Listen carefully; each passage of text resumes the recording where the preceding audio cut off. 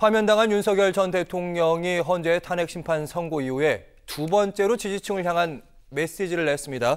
입장문 함께 살펴보시죠. 먼저 기대에 부응하지 못해 안타깝고 죄송하다. 이것이 바로 첫 번째 입장문. 당시에 첫 번째 입장문은 아주 짧게 냈었고요. 그리고 두 번째 입장문은 윤석열 대통령의 지지자 단체인 국민변호인단에게 보낸 메시지입니다. 자유와 주권 수호를 위해 싸운 여러분의 여정은 대한민국의 위대한 역사로 기록될 것. 저는 대통령 측에서 내려왔지만 늘 여러분을 곁을 지키겠다. 힘냅시다. 감사합니다.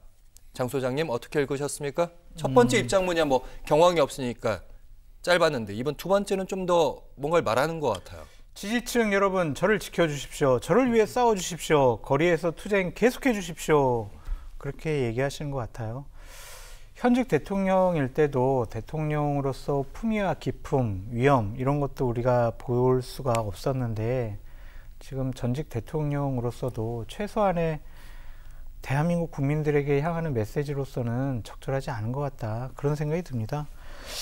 위대한 역사로 기록될 거래요. 거리에서 본인을 응원하고 본인을 위해서 투쟁을 하고 단식을 하고 비 오는 날 막 윤석열 지키자 헌법재판소 재판관들 비아냥거리고 공격하고 그런 것이 위대한 역사입니까? 뜨거운 그게 나라 사랑입니까? 그 함성, 그걸 기억하겠답니다.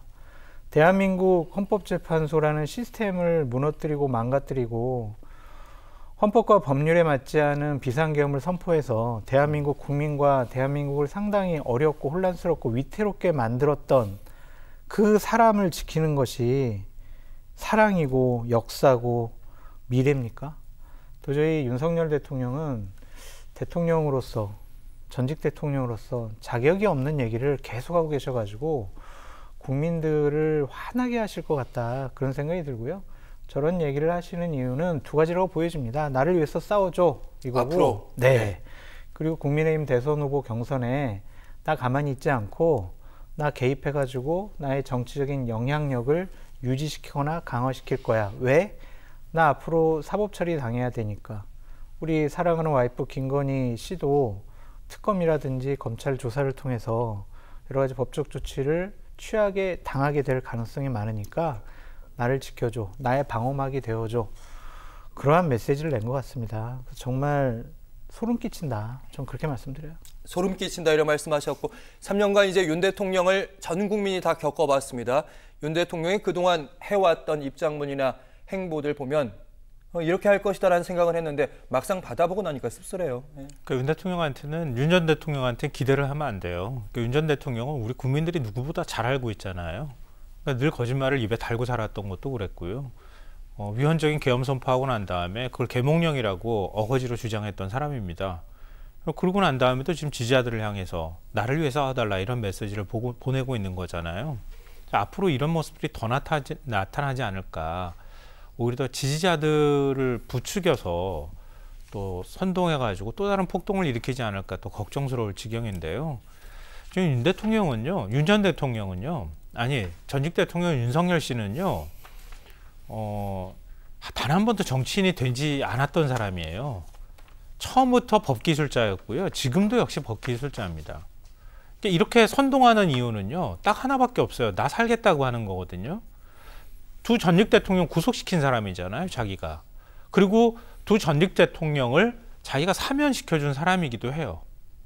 그러니까 어떻게 죄를 검찰이 묻든 아니면 특검이 묻든 묻고 난 다음에 어떻게 사법적으로 응징이 되고 그리고 난 다음에 정치적으로 어떻게 사면이 돼서 풀려날 수 있는지를 누구보다 잘 아는 사람입니다.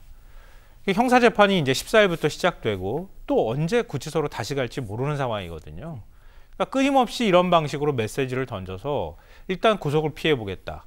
그리고 형사재판을 임하는 데 있어서 어떤 방식으로든 자기가 지지자들을 함께 데리고 가는 방식으로 형사재판에서 유리한 위치에 올라서겠다 이렇게 얘기를 하는 거고요.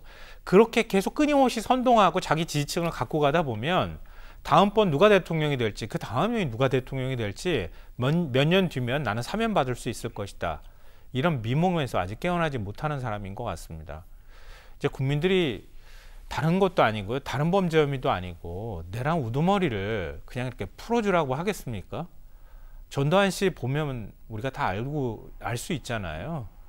그러니까 전두환 씨에 대해서 우리 사회가 용서를 얘기하거나 더 사법적으로 사면을 해줬더니 어떤 일이 벌어졌습니까? 그 다음에. 그러니까 내란이나 위헌적인 계엄 선포를 한 대통령으로서 가장 무거운 범죄를 저지른 사람은 다시는 사면하지 못하도록 하는 전 법 개정도 필요하다고 봅니다. 저런 부질없는 쓸데없는 시도를 못하게 국민들이 확실하게 우리 사회에서 응징하고 그 대가를 치르게 하는 모습들을 보여야 한다고 봅니다.